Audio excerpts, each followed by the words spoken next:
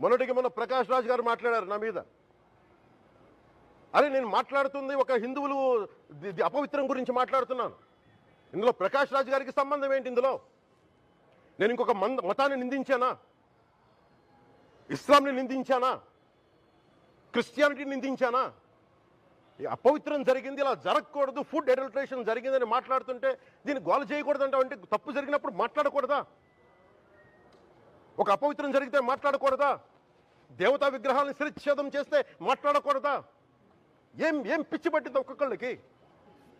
ఎవరి కోసం మాట్లాడుతున్నారు మీరు? ప్రకాష్ రాజ్ కూడా చెప్తా ఉన్నాను, నాకు మీరంటే గౌరవం, I have extreme respect for you. కానీ when it comes to secularism, Prakash Raj garu, it's a two way, not one. I have extreme respect for you, you know that. Shri Pavan Kalyan garu, నేను ఇప్పుడే మీ ప్రెస్ మీట్ని చూశాను. నేను చెప్పిందేంటి, మీరు దాన్ని అపార్థం చేసుకుని తిప్పుతున్నదేంటి? నేను ఇప్పుడు విదేశాల్లో షూటింగ్లో ఉన్నాను. 30వ తారీఖు తర్వాత వచ్చి మీ ప్రతి మాటకి సమాధానం చెప్తాను. ఈ మధ్య మీకు వీలైతే నా ట్వీట్ని మళ్ళీ చదవండి, అర్థం చేసుకోండి ప్లీజ్. మొన్నటికి మొన్న ప్రకాష్ రాజ్ గారు మాట్లాడారు నా మీద.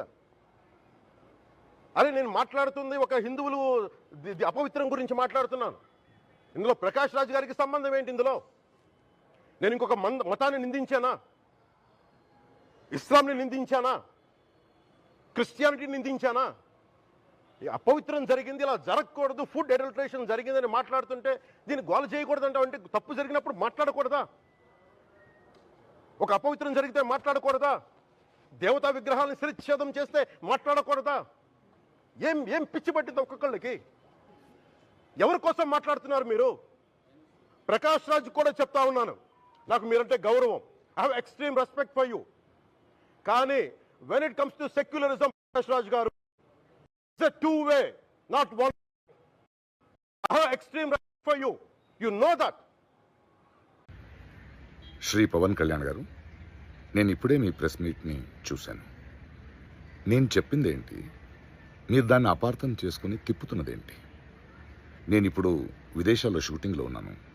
30వ తారీఖు తర్వాత వచ్చి మీ ప్రతి మాటకి సమాధానం చెప్తాను. ఈ మధ్య మీకు వీలైతే నా ట్వీట్ని మళ్ళీ చదవండి, అర్థం చేసుకోండి ప్లీజ్.